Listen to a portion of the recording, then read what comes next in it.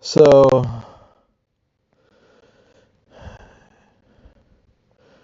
can't choose what you believe is a wild take. Is that the extent you got from extent you got from that? You can't choose what you believe something. You can't choose to believe something that isn't true.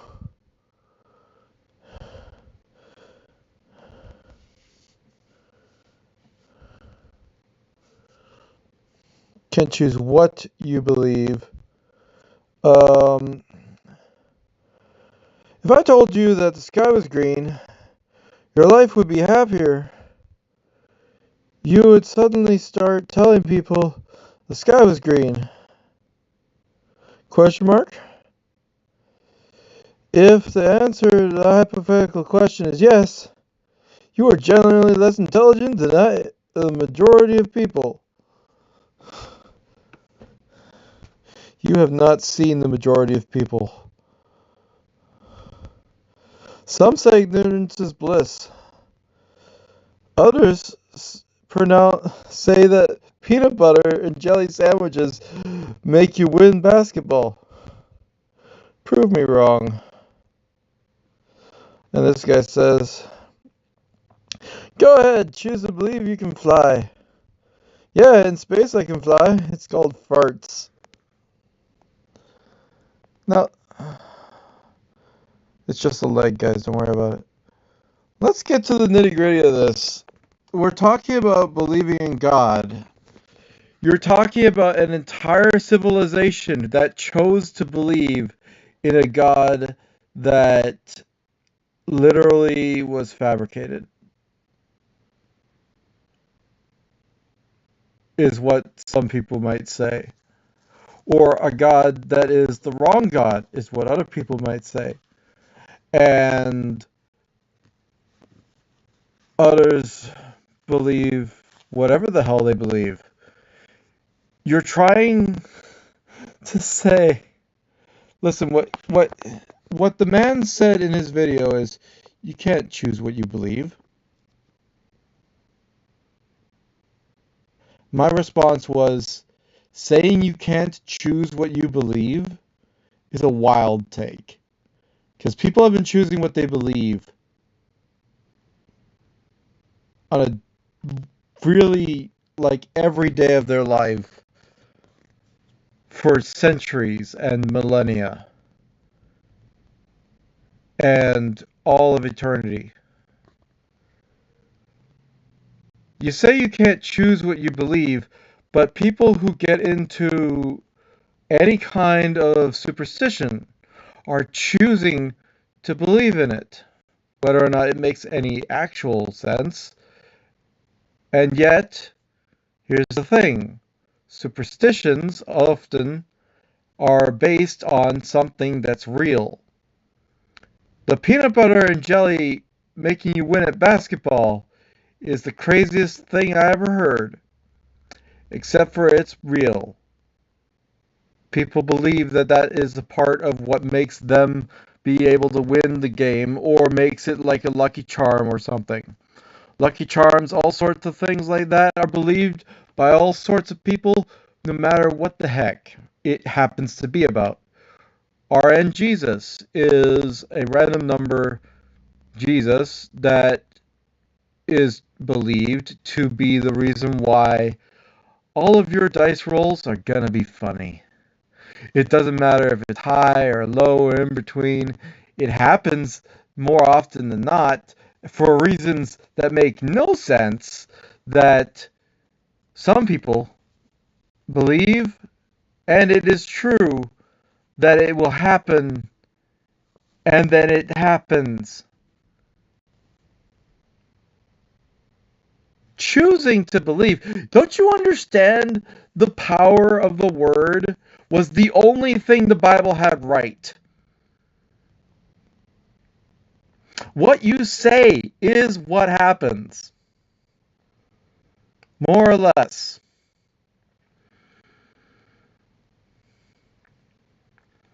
It was said that without faith, it's impossible to please God. You have to choose to believe. Literally is on the tin of any Christianity. Or blessed who are those who believe without seeing, choosing to believe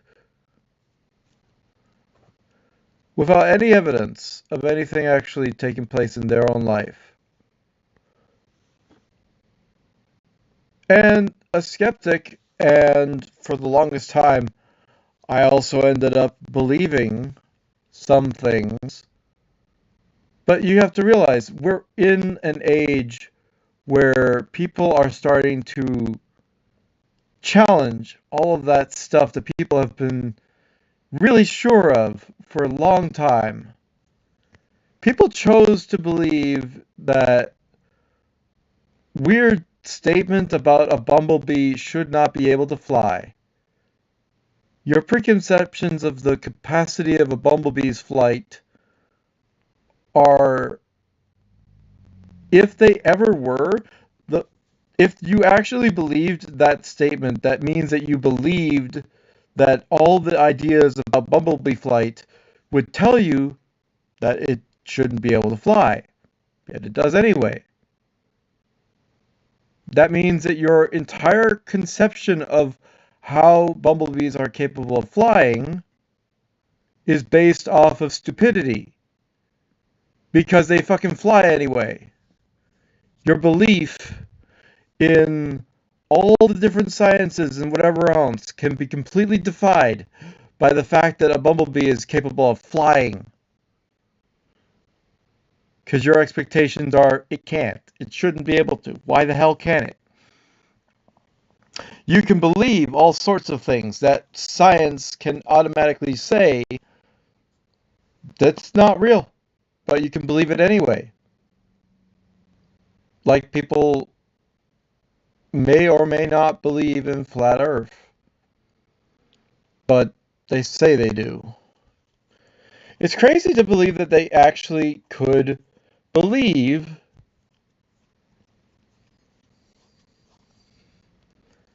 in the flat Earth theory.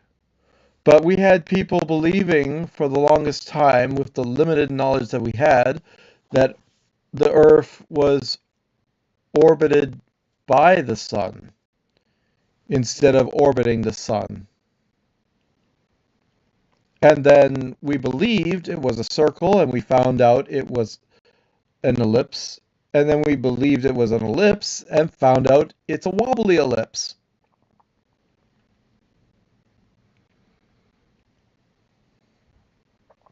Because the amount of equilibrium you can have against another object is never the strongest point at the center. It will always try to be at that center. And because of that wobble, it automatically will have a wobbly orbit. Why the hell would it be perfect? It can't. But also, because we're moving through the space in some direction, the amount of offset forces you to go down sometimes, and then you have to be pulled back up again.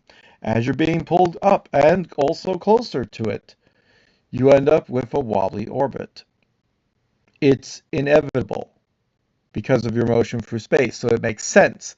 But without the concept of how you're moving through space, you just believed it for the longest time that it was a regular elliptical flat orbit for some reason.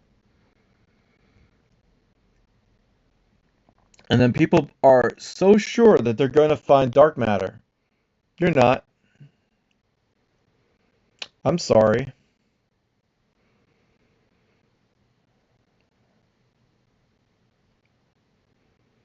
Now you can believe that you're going to find dark matter, but you're actually not going to find it. Do you know why? Because there's something else that exists already that you're ignoring. Something that isn't matter. It's energy. The electromagnetic field is not just something propagated by other particles and emitted by them. It is manipulated by them. It is a soup that is everywhere. It's a fluid. So once you get that into your head that you're surrounded by EM field and it can be excited because of objects moving, suddenly a lot of physics makes sense. But we don't understand that, so we don't believe in it yet. Anyone who hears about you can make a snowflake in a laboratory doesn't believe it at first until you realize, yeah, it fucking already happened. It's on tape. So it doesn't matter if you believe it or not. The concept of you can't trisect a line with a ruler and compass was not only proven to be completely impossible, but like they're so sure it just can't happen, but all it takes is really origami to make it happen. You can trisect any angle with a ruler and compass.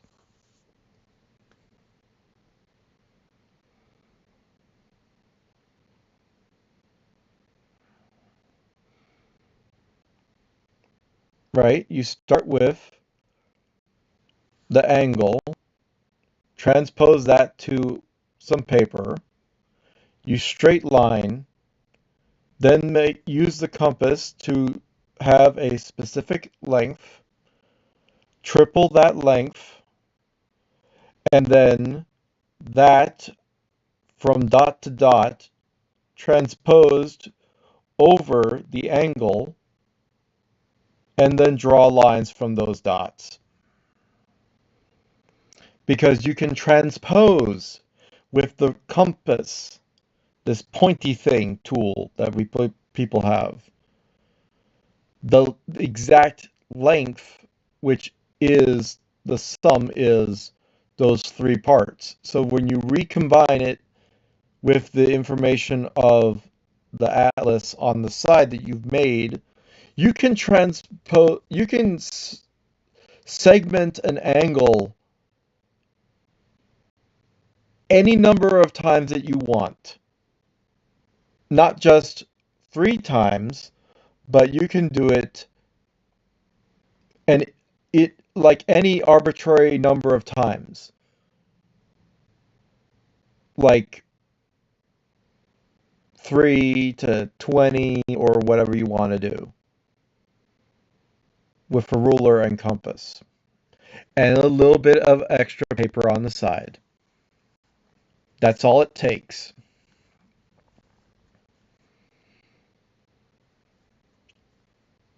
You see, well, some people won't be able to figure that out, and it's like, well, there you have it. Numberphile tried to figure it out. They couldn't do it. They didn't do it. I did it. Oh, like 3 years ago. Are they aware of it? No. Should it be in a Numberphile video? Absolutely. Because someone figured it out. Without even but they figured out with origami, which involves folding the paper. Here's the reason why that doesn't work. Folding the paper reduces the amount of actual space on the paper, changing the like exactness of the third. Like you can origami it that way, but you will be slightly off because of how folds work.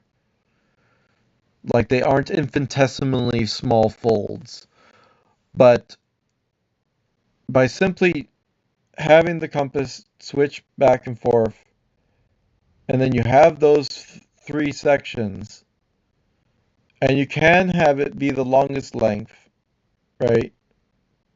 Like all you have to do is once you have the angle that you start with, whatever it is, this one or that one or whatever, this tiny little angle, you can totally have it be as wide or whatever you want, and that arbitrary angle can be trisected or sliced into 4 parts, 7 parts, 5 parts, any number of parts that you want, simply by start with the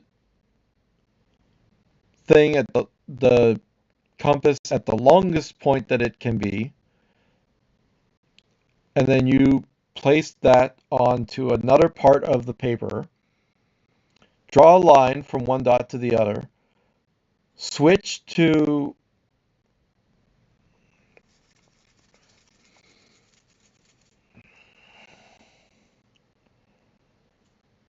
no, forget about that first part. You don't need to do the first part. You just have to take,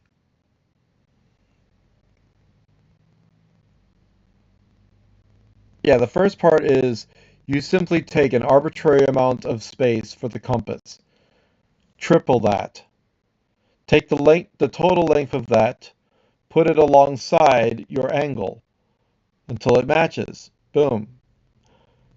Make sure that you have it so that it's like direct and not like on a slight angle. Like compared to this, your compass is straight,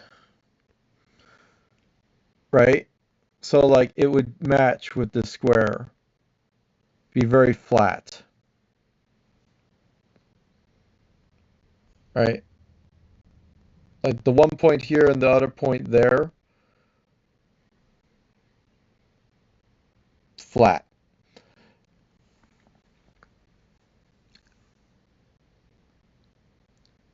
Retake the original measurement and resize the compass to that 1/3, and then triple along that line, draw down the middle to the point, and you end up with a trisected angle. And you can do that with 3 slices, 5, 7, 8, I don't care. Doesn't matter. Any number of slices that you want, you can do that with a ruler and compass. And for over a couple hundred years, people have thinking, you can't do that, but you totally can. And it's ridiculous to think you can't. Right?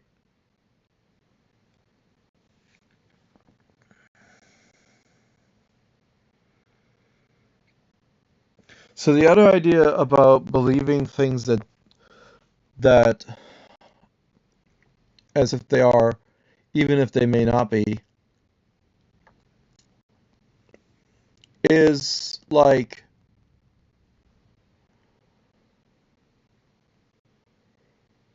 belief in what Captain Sparkles would call a mods folder moment, which usually is a thing that happens with, I think it goes back to uh,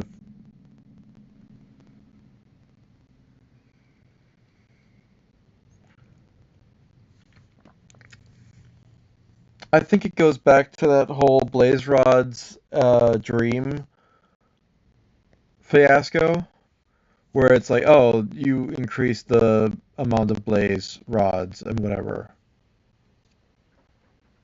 It's like, huh? The thing is, mods folder moments are when it's like you don't expect it to happen the way it do, but it do. And it's like, or also his own mods, like they've changed. I think it was in Vault Hunters, they made the weights of how much he will get when he uses fortune on a ore, so that he would get less or more sometimes specifically. Jardon.json or something was a funny thing. And it's like mods folder moments is so freaking hilarious where it's like you don't expect it to happen. It goes way more often than most anyone else's experiences, right? Those things where it's like, oh, you can believe that you'll win the lottery, but in the reality is, if you had to, you could absolutely buy all the tickets and then win the lottery, which earns you absolutely nothing. But you will definitely win. There's no question about it. Or is or more simple to say, if no one else buys a ticket, or no, that's not how it works. If the numbers are drawn, like if you have a ticket with every number possible, you're definitely going to win. It's just you will have spent more money than you have made, but you did win. That belief is irrational and it's silly, but it's still true. It's just pointless. Like, freaking, you think people are not, the whole idea of can you choose what you believe being at question.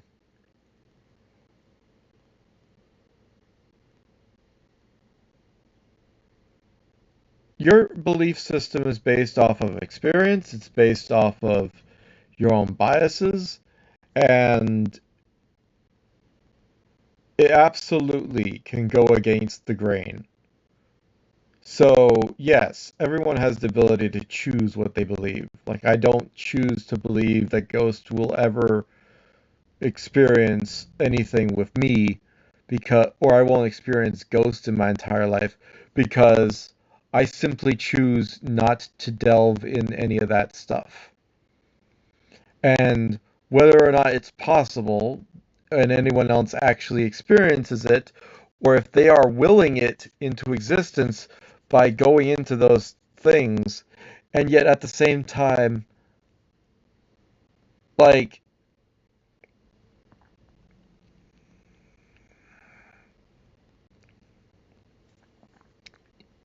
right? I am simply not engaging with that stuff.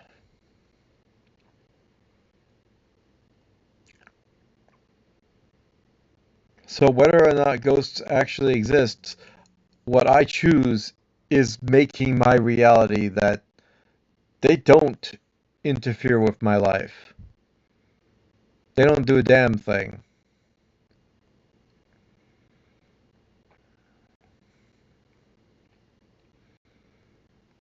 right?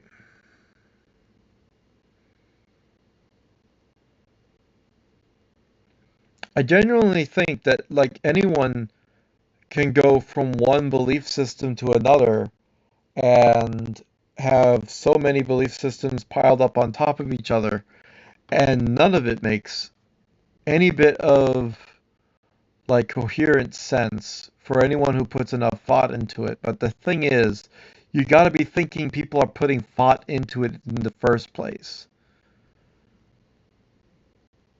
And the other thing is, after putting in all that thought and you still end up saying bees fly, just stop thinking, stop worrying about it, stop trying to figure it out. It happens.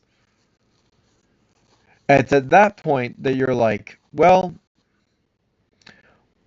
it was interesting to see we don't know how planes work, but we know a plane can fly and approximately what to do to make a plane fly.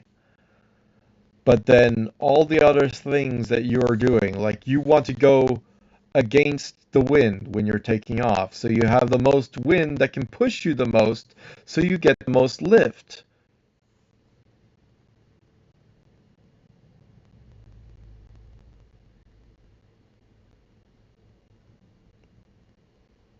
That makes absolute sense to anyone who thinks about it long enough. Planes aren't like sailboats, they don't get lifted up because the wind is pushing on them. They're literally designed to have the wind not push on anything but the bottom of them.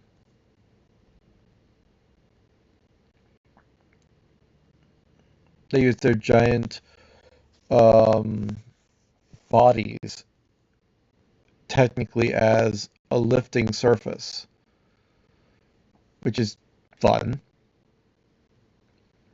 Or like how some people like do or don't understand how zero gravity affects people or can be something that is experienced in a planet's atmosphere without actually going into outer space. It's like, yeah, you can totally feel that and know that and understand how that is.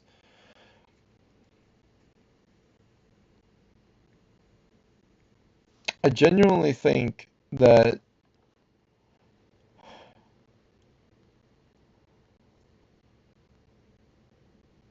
it's kind of poetic. When I said ignorance is bliss, literally,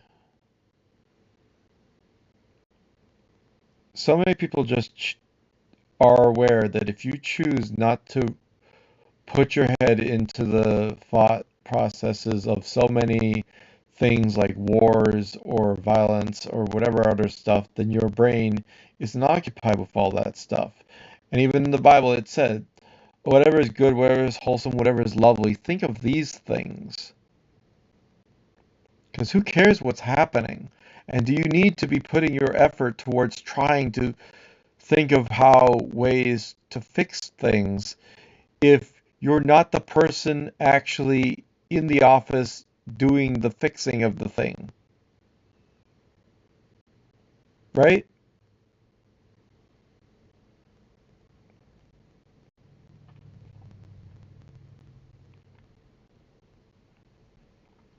Like you could worry about all these things they're doing right or wrong, or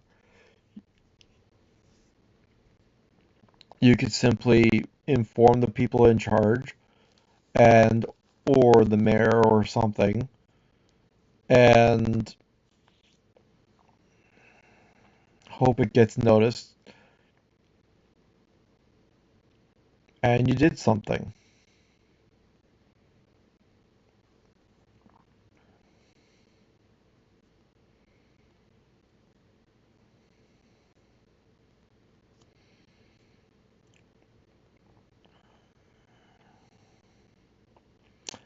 I have an experience with friends who treated me badly coming back and becoming good people. The majority of experience is not that for most everyone else, so they don't believe it's possible. So they don't give people chances. They don't forgive people. They don't actually use proper logic to try to listen to them and be considerate of their emotional and psychological needs. They just are doing whatever it takes to make sure that they themselves don't um, get hurt, get abused, or whatever else. But when you start realizing that everyone is a growing individual who has the capacity of change, that's why we abolished the death penalty. That's why we give people chances. And if you don't understand that, I guess you're the one who is not intelligent, not me.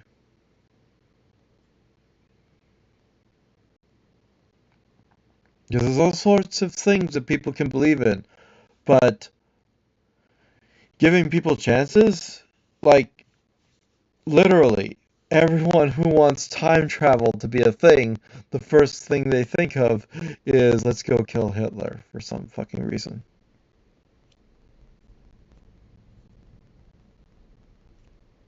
And some people think of you know, learn everything that you possibly can learn.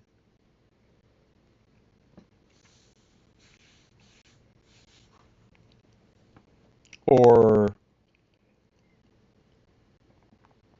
get all the cures and come back and give them to us, right? You know the cure for everything is nanotech, right? You could cure everything with complete control over every type of protein and um, cellular structure that ends up in your body. You can control that 100% if you have nanotech. Absolute no lack of, like, just absolute no margin for error. You will just be cancer free. You will be disease free,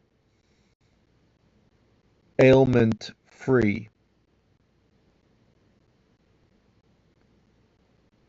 with the very few exceptions.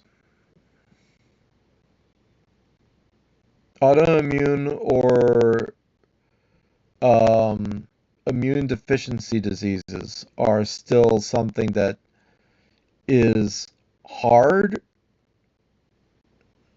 but not impossible to cure. Believing that and knowing we are not close enough to getting there is just sad.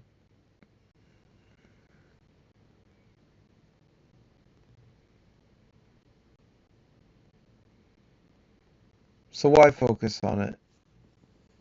If I'm not the person developing that technology, why would I care? You know, anyone suffering from a freaking COVID or died from it wouldn't have died from it if we had nanotech. It would have been detected. It would have been safely immobilized so that the system can learn how to fight it, making any infection become a non-lethal combatant, allowing the immune system to absolutely dominate, and then it will take over and do its job and know exactly what to do. And if it doesn't, the nanotech will just take over and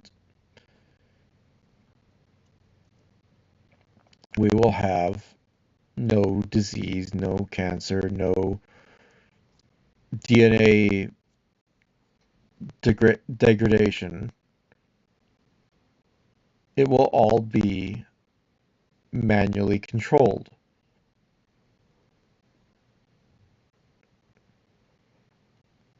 A lot of that will be automated.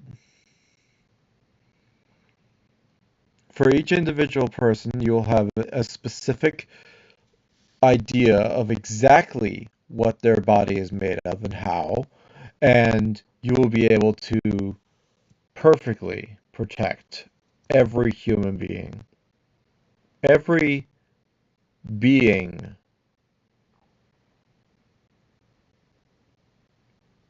every animal, every bug, every cordyceps, every disease,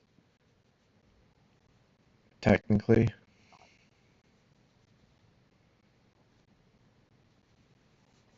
all kept in complete and utter control.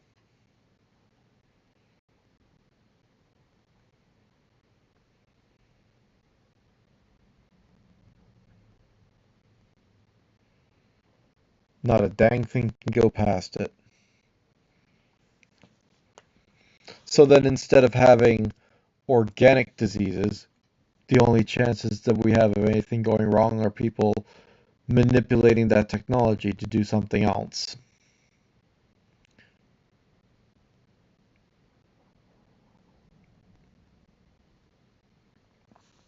The cure comes at the cost of your freedom. We saw it in Left Behind.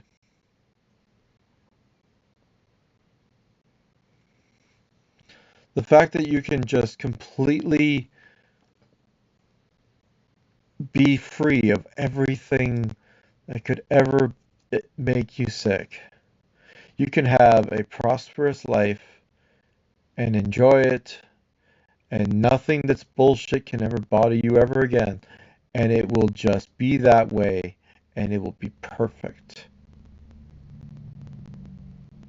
for the most part.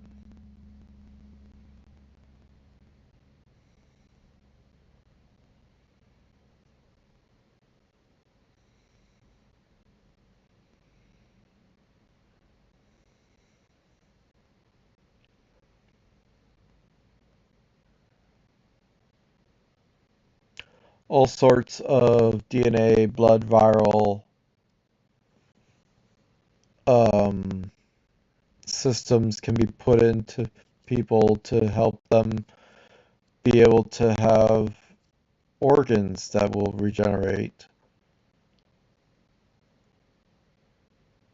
Things like using whatever non-differentiated cells to be able to become whatever cells that you need them to become so you can repair people's hearts and then put them back in. And everything's fine.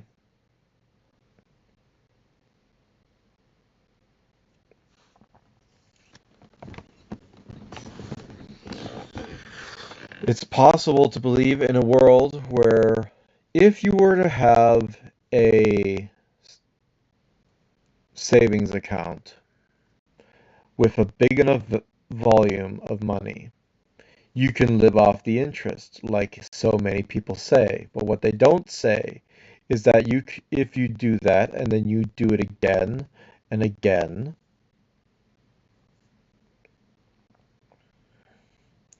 you can have one account be able to be big enough to make accounts. And then as they become bigger and bigger, money is just going over to whatever investments you want to put them into. And it's all balanced and it's all growing.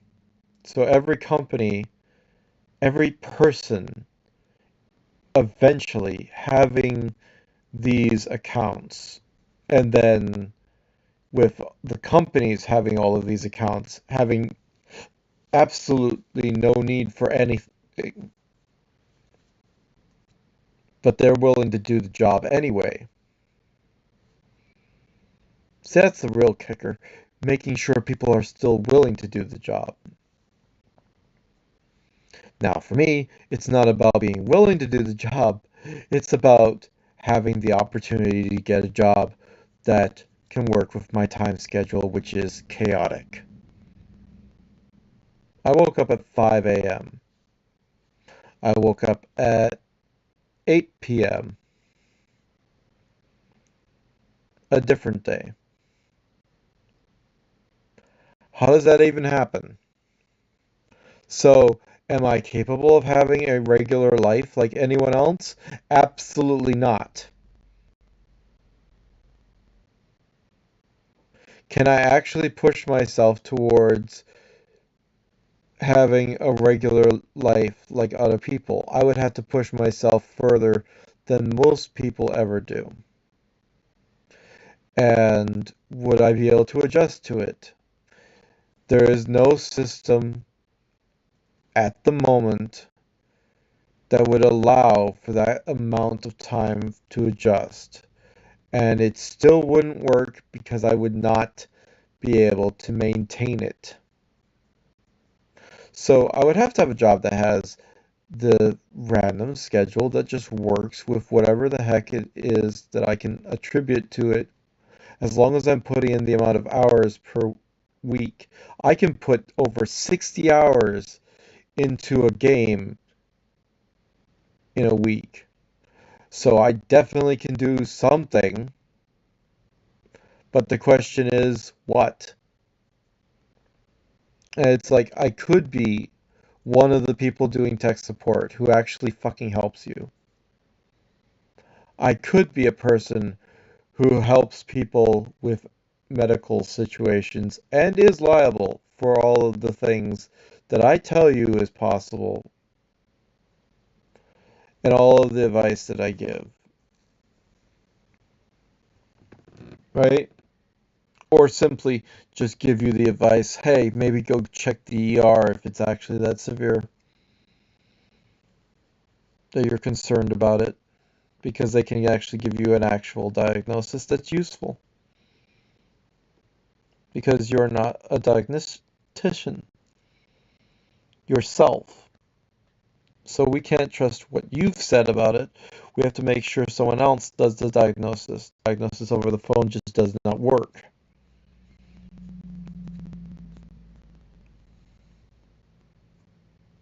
There are so many people who are adults who are capable of helping people have good logic, and yet they have an absolute complete inability to tell people what to do with their life. But you know exactly how to have people have good lives and have proper lives. And even though we could tell them, but the way that people's minds work is it's not possible for them to learn anything that way. It has to be something that they are receptive to, right? Manipulation is consideration depending on how you view it, depending on how you think about it.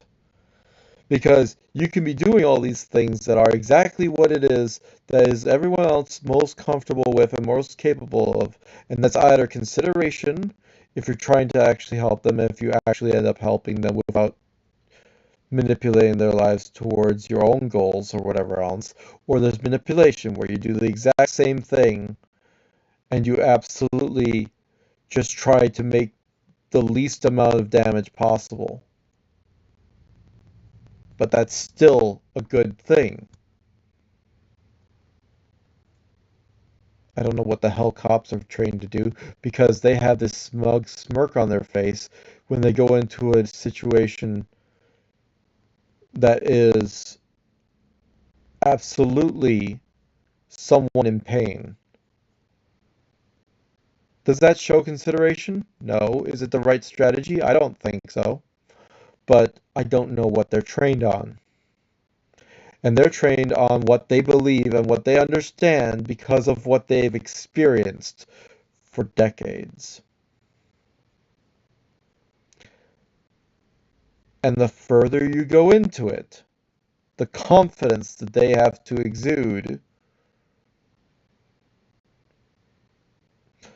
so that you know that they're acting just as the book says. It doesn't matter what they do, it matters that it's by the book. You don't like it, fix the book. People are all sorts of bothered about ICE, but they don't realize there are procedures and it has to be certain ways based off of certain behaviors when people are trying. So if you have an instance of certain things happening going wrong and going too far, then you have to change the book to make things be more strict, more violent, more capable of control. Whatever it is that ICE is doing now could be completely what is needed. It's just not a good system because it's not a good world. But it's also a stupid thing in general. Everyone believes and understands that and is pretty sure of that.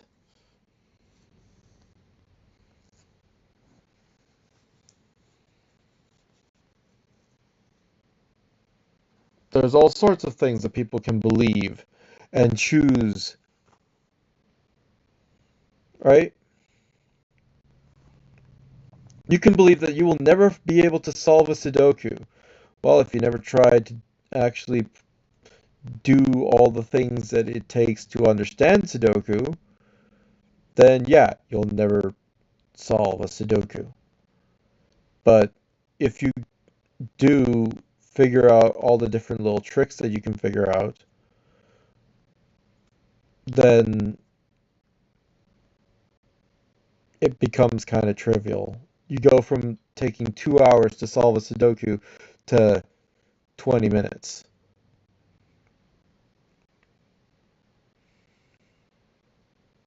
Unintelligent, they said. Yeah, that's not really important what anyone says. Not really important if anything that I've said actually resonates with anyone and has any amount of truth to it. I believed every goddamn word I just said.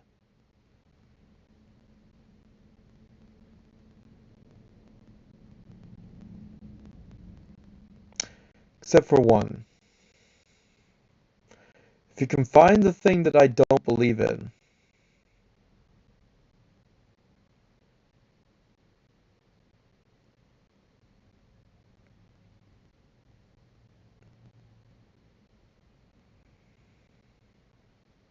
right?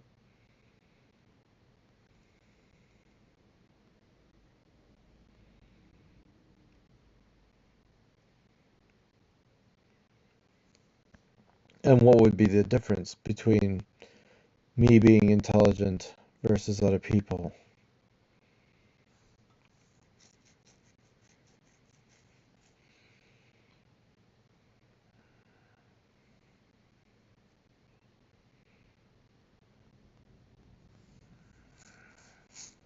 By the way, the sky being green is not a zero.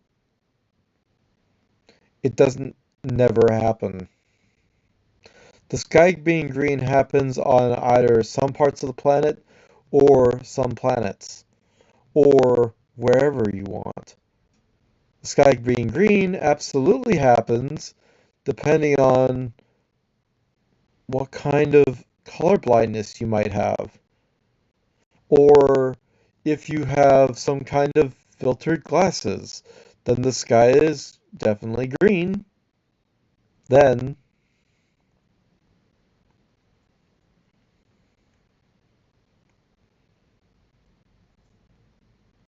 the sky being green and me being happy, you're assuming that me believing the sky would be green would be something that would make me happy?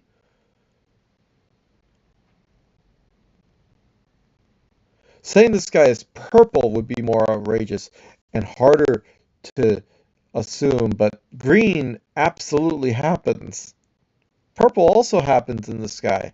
It just depends on when and where and what gases are being excited by whatever the hell solar phenomenon is happening and the Earth's magnetic mumbo jumbo. So, like, we can see every color in the sky.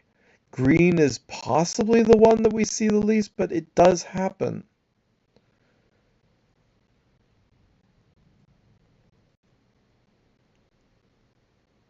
Huh.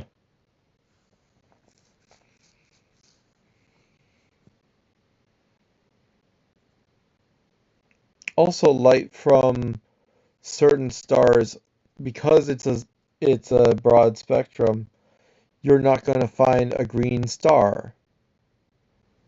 You'll find blue, you'll find orange, you'll find maybe dark purple, but green?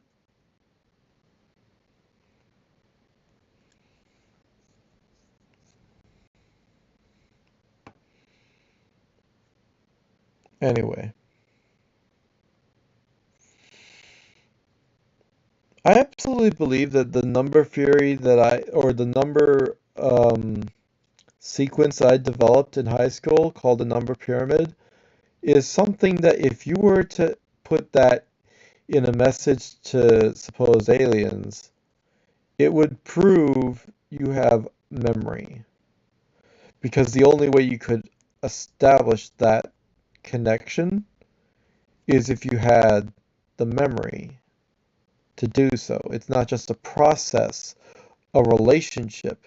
It is a growing system that is only able to be processed correctly if you have the information of everything that came before all of those other steps. You can't just say, oh, well, based off this, this, and this, I can know the relationship and everything else and figure it out and know that the 10th number on the second level is whatever. Are you sure about that?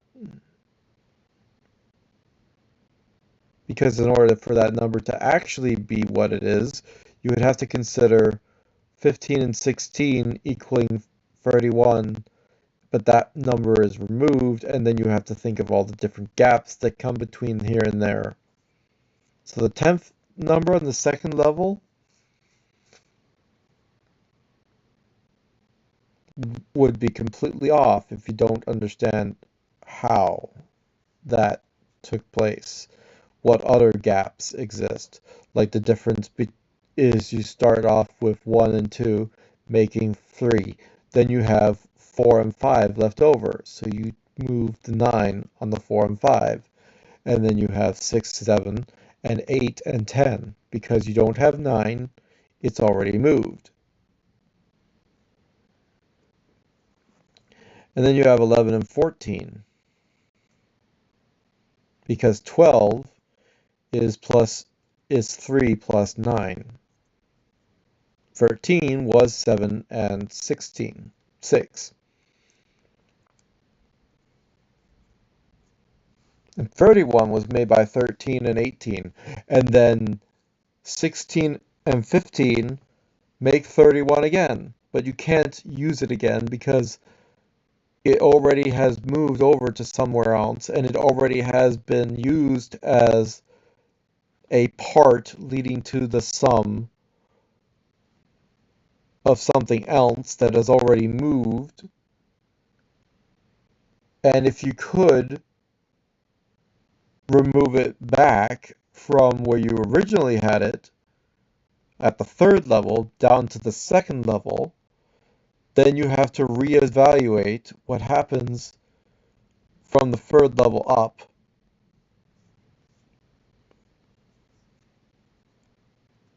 And that leads to potential paradoxes, where you don't end up progressing because you can't actually make anything worse, anything else happen. And the question is, would it actually make a paradox? And the system I have is that all numbers are removed only from the lower levels to the higher levels. So it's removed from the first level because it was already there. You just are pretending that you have only one set of blocks. Once it's been used, it can't be used again. So because you already used the 31 on 13 and 18, the 15, 16 becomes an empty space. Those values are no longer part of the sum of the equation. And my question is, how much of the total at the end of all value remains in this system? Because it doesn't just add things up. It adds them up in a way that can make gaps, can make all sorts of things happen. Like if you didn't add anything on the second level, then 9 and 3 don't make 12, and you wouldn't move the 12, so you would have 11 and 10. And you wouldn't have 11 and 14.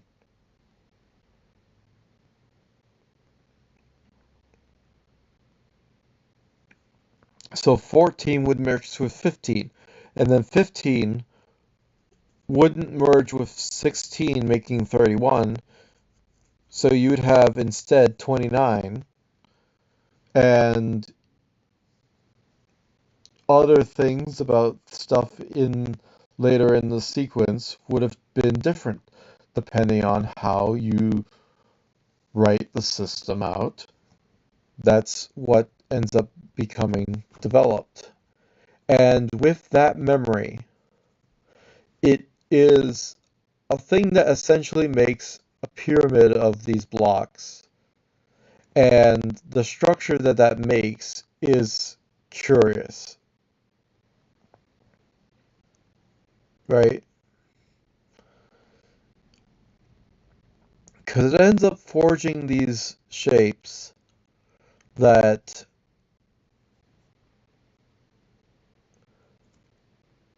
ends up becoming a pyramid with all sorts of different caverns and little pockets and holes and windows. And I want to see that pyramid formed, but I haven't developed a system for that yet. I haven't even looked into how to code. I haven't even tried to make it in Minecraft because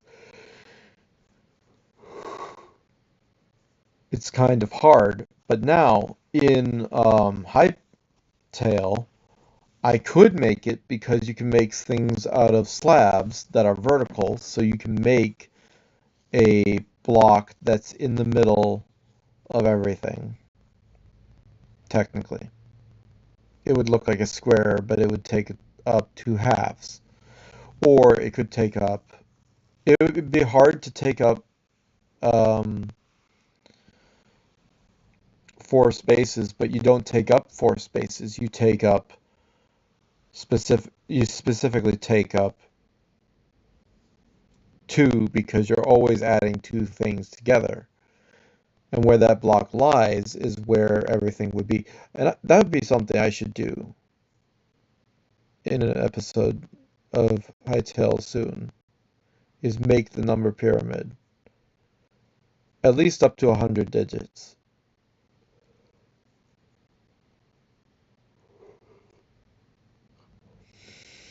But I'm tired.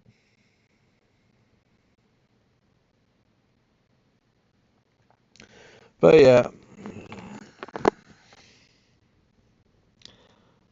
the fact that someone thought I was unintelligent isn't something that I actually care about. It's the concept of, well, can you actually believe in something and be something that you chose instead of something that was based off of all the other stuff? Something that was just your development and being in control. The thing is, a lot of people believe that there is no such thing as free will, that everything, if it was all understood, could be brought back to the chemistry and everything else. And it said that if you knew all the things, you'd be able to predict all of the ways that it could happen, which would make everything I've said in this video and everything everyone else has said not something they are responsible for. Everything I've said is your fault, everyone else's fault, because you have the ability to control exactly everything about all the parameters that lead up to what is now happening. Right? You either have the ability to control all these different things, and it is a series of controlling processes, which means you still have a forced free will, right? You still have the ability to control all the parameters. So as we adapt and evolve and become better, we are capable of expressing ourselves, having the free will to literally say, can't believe, can't choose what you believe. That's a wild take.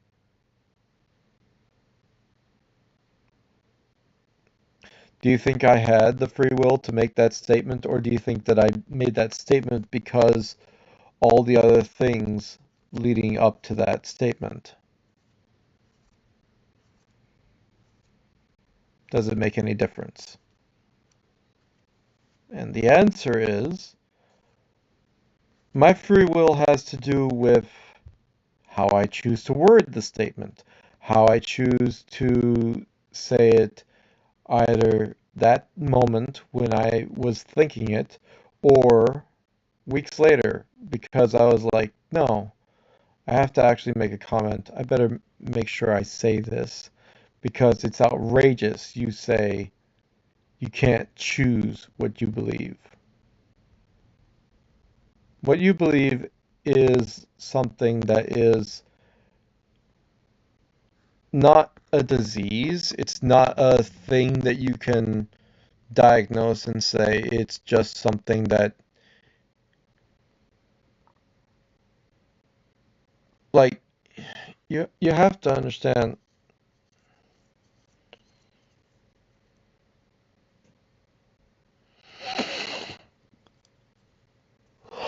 Belief doesn't make a thing real or not. Belief is just about what you think is real, right?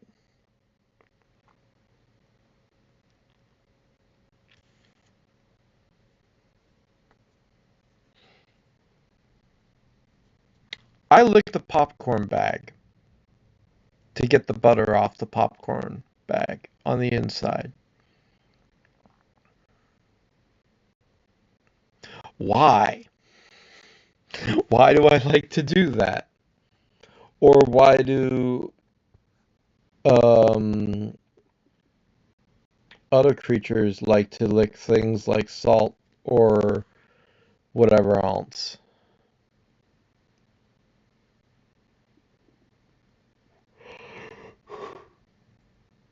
There's something specific about licking the inside of the popcorn bag. And how many people do that, right?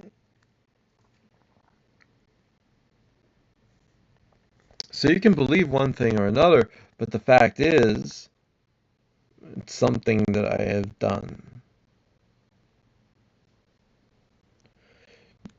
Like,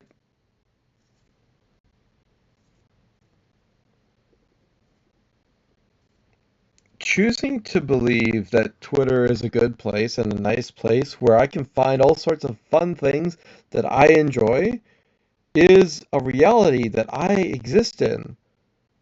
And I choose to believe that not just because of my own experience or everyone else's experiences, but because I literally interact with things pretty much only that I ever want to. If you have a problem with Twitter and you keep on finding things that you don't like, maybe try looking at different things. I try to interact with stuff on Telegram, but I left that place entirely. I tried interacting with stuff on um, Threads. That place is crazy, uncontrolled nonsense and shit. You want to think Twitter's bad? Telegram is horrifically uncontrolled garbage. But there's a lot of things that I can find in there that I like, that are wholesome, decent, and good, that I would gladly share to anyone.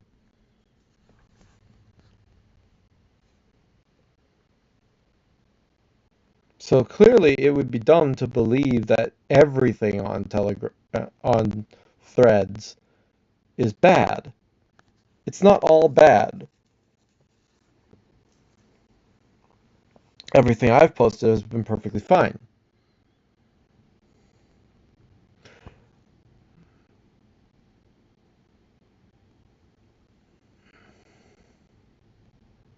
Google might not believe in human rights, but it's a thing anyway.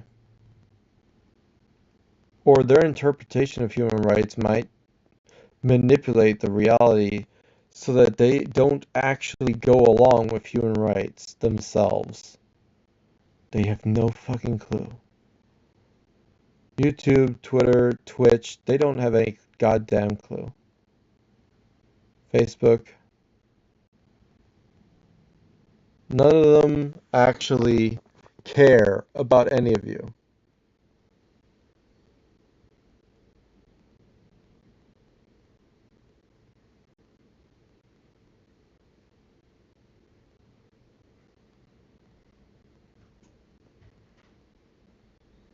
So many of them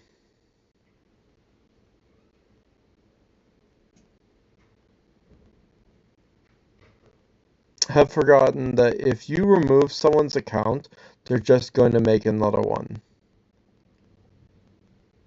So what is the hope? The hope is that whatever they did last time, they'll maybe fix so that they don't end up being locked out again. What if no one did anything wrong and you remove them anyway?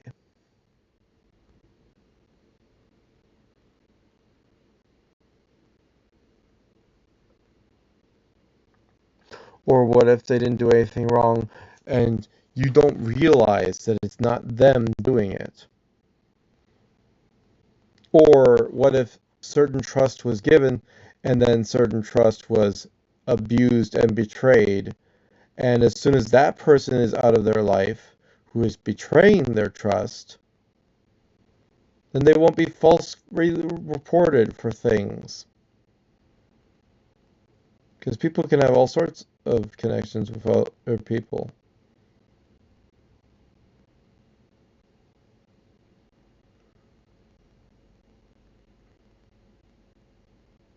And you can believe that you've been around somebody who isn't going to hurt you, but it's the possibility that any one of them could. So it's better to have a truly methodical understanding of what it is that person is about before you continue to let them in your life.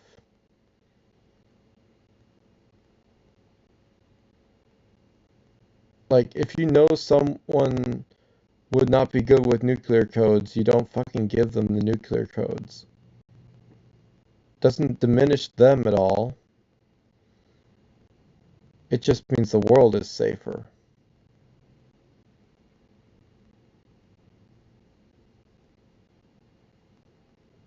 Some people say something stupid like they believe that secrets and lies are always bad. But if we don't have secrets and we don't have lies, then we would obviously have the ability to just say, well, here's the nuclear codes. You have them. It's fine. We wouldn't want to lie to you about what they are. We wouldn't want to keep them secret from you. You can be trusted. No one's going to believe that. No one's ever going to do that.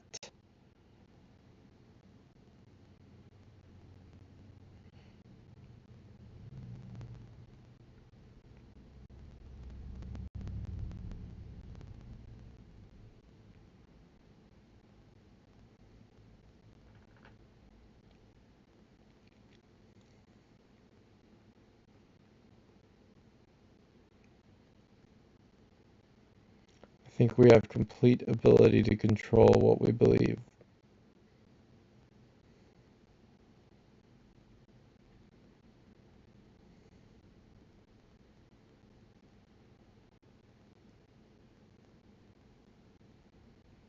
Blind faith is most people. In fact, there are very few, a handful of people who don't have blind faith.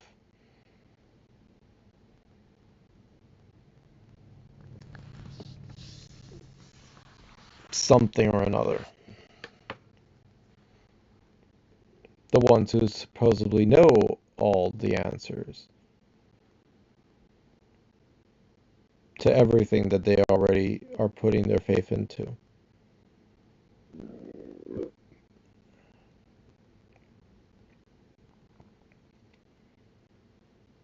But again, it comes down to just believing something. Doesn't make it true, it just means you believe it.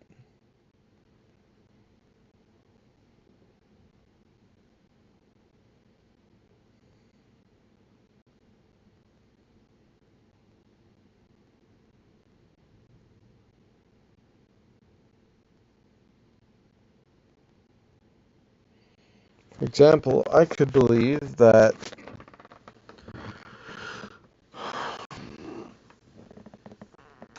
eventually someone will actually listen to me have concerns and come to my aid. Well, that already happened today. I voiced a concern, someone helped.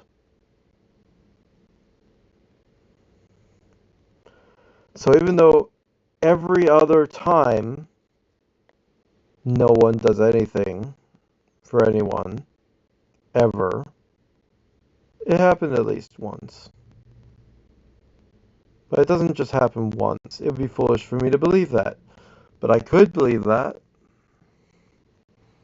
It's absolutely possible that I could believe that. Or someone else can believe something similar to that.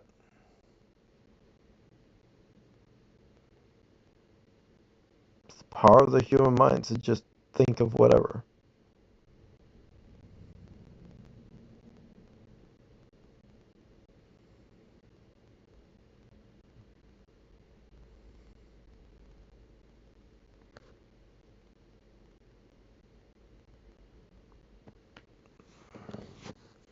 I have a weird belief with Sudoku.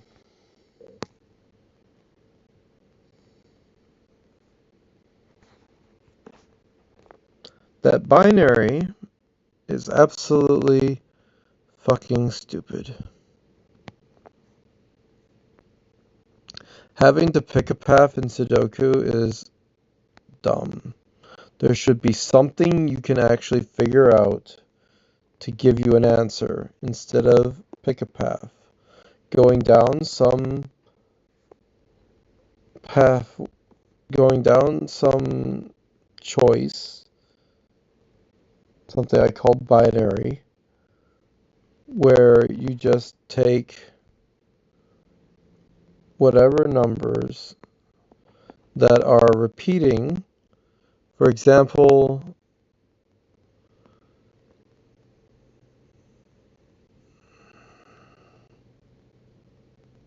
you have these.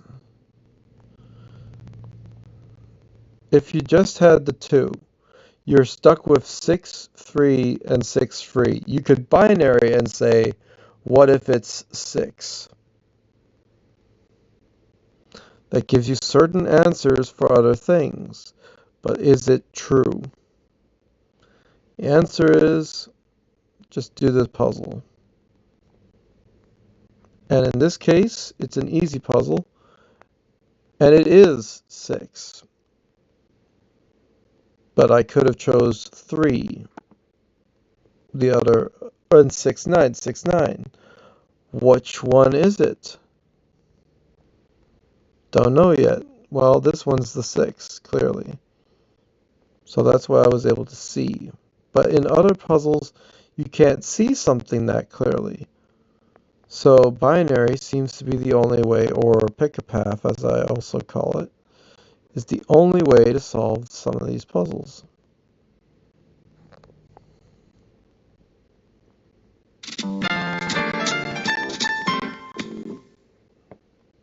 Someone could say, well, they absolutely think I have no way of not knowing exactly where all the numbers go. Because how could I? I just solved this puzzle. But I'm literally doing a process that leads to the numbers being answered at some point.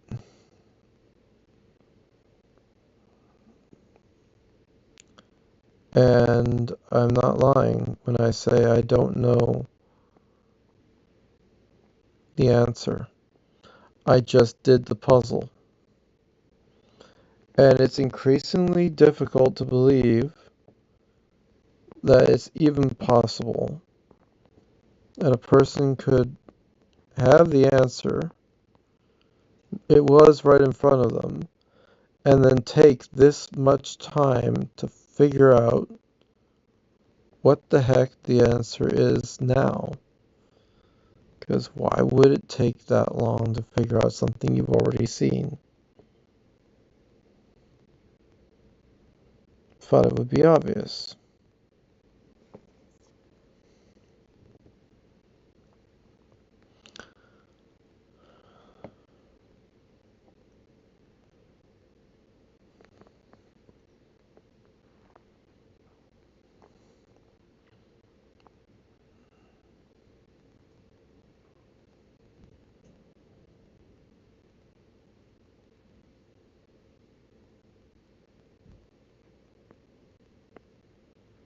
Memory isn't the way I solve it the first time.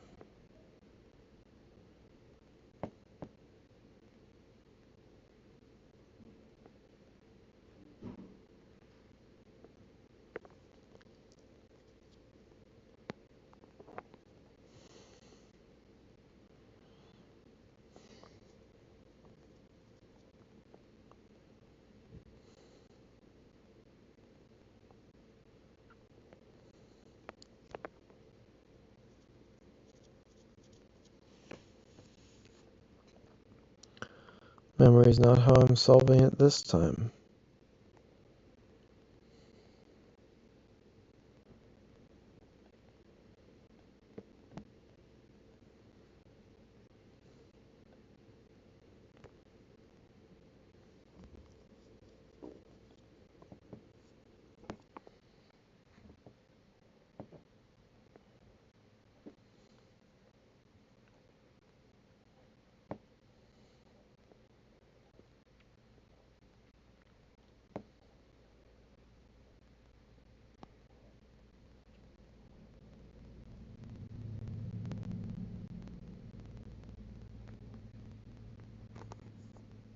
Why? Why do you persist?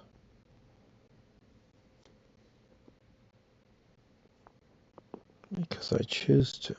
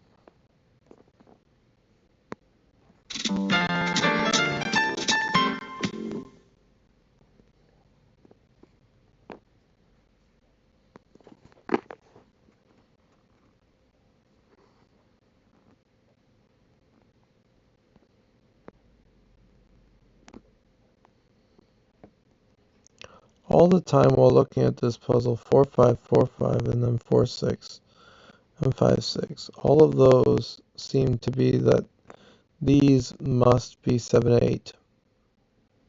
Simply because the other numbers, 7 and 8, aren't anywhere else in that box. Which makes it really obvious. At least that part of it. 7 vertical.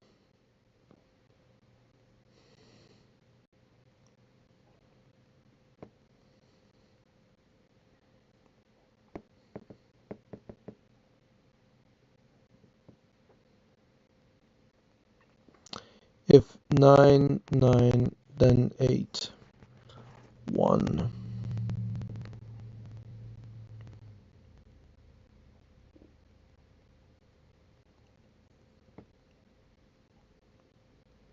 Also not 9, not 2,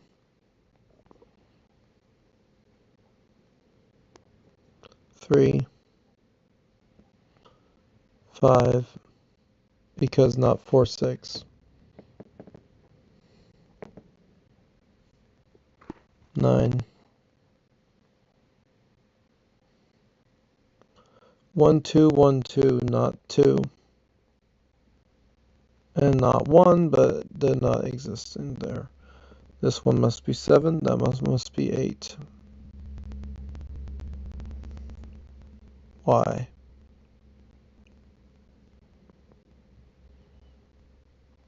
Trust me, they are. And that's 4.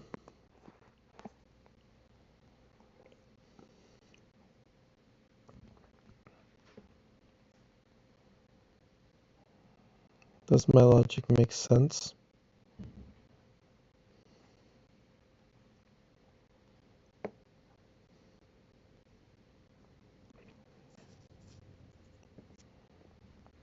Not 2. Not 2.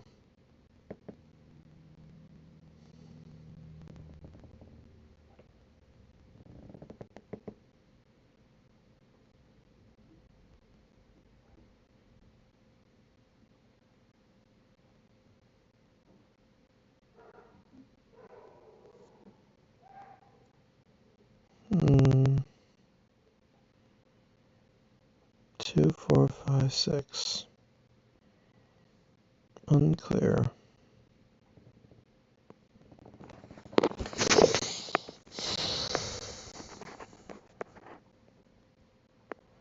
Nine.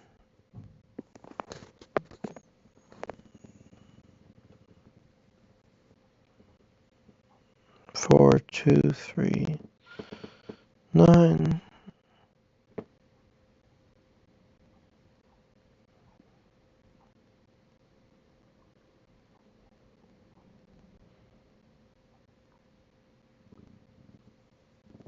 You got this far, how can you be stuck now? Well, there's 4, 6 here and 4, 6 there. But that doesn't say anything about the rest.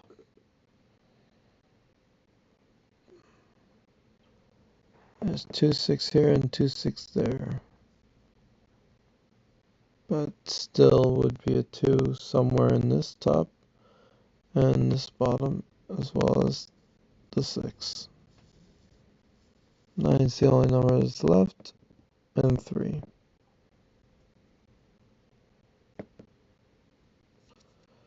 So it's not certain which one that is.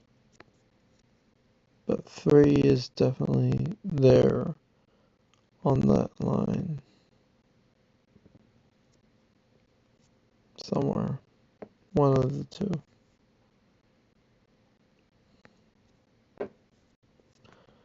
And it's here on this line. Possibly. Or it's here. But of those, then it cannot be 6 here, so it must be 8. That gives me at least one more number. Yay. Be great if I had other ones. Well, this one could be 8, but that's not concrete. So, what else is there?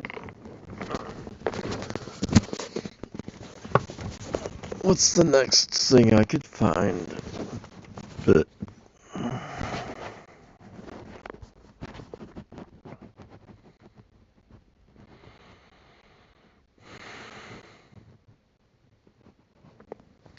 if 3, then the 6 must be literally everything else. And this would be the 6, which would make this the 3. But that's not clear that it must be that. Here's a number for you. 4646. That's not an 8. That's not 4, 6. Which horse is this 7? 8. And that gives more information.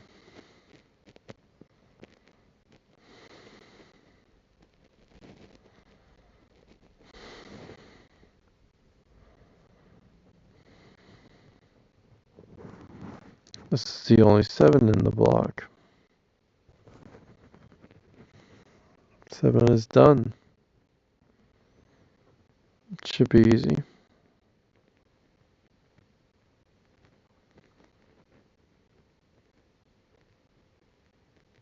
Not 4, 5.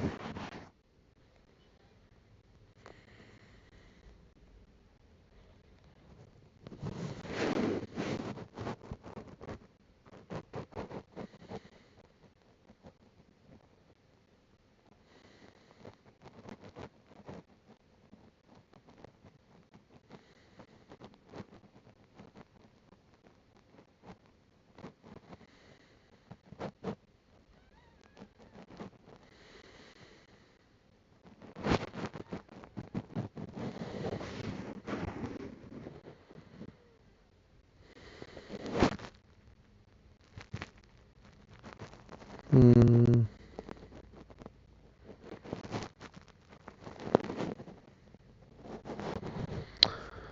4, 5, 6. With one of them not being there, then that means 2 and 1 and 9.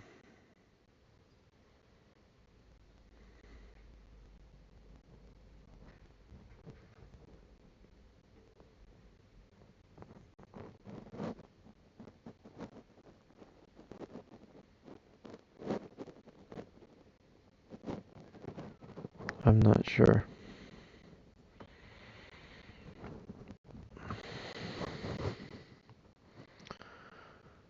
Hmm.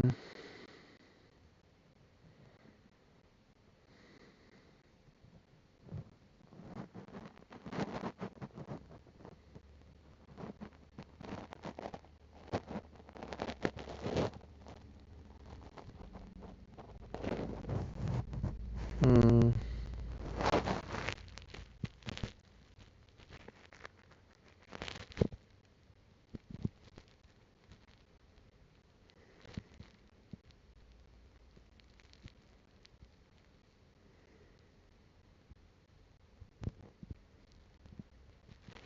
Hmm. I'm getting groggy.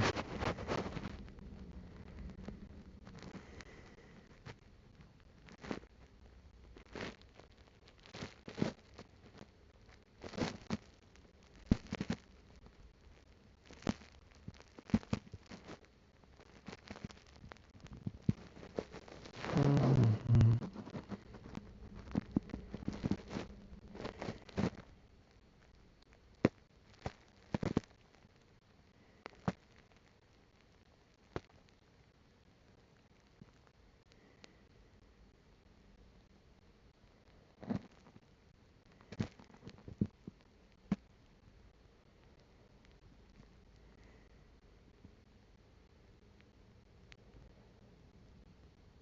Hmm. I'm sleepy.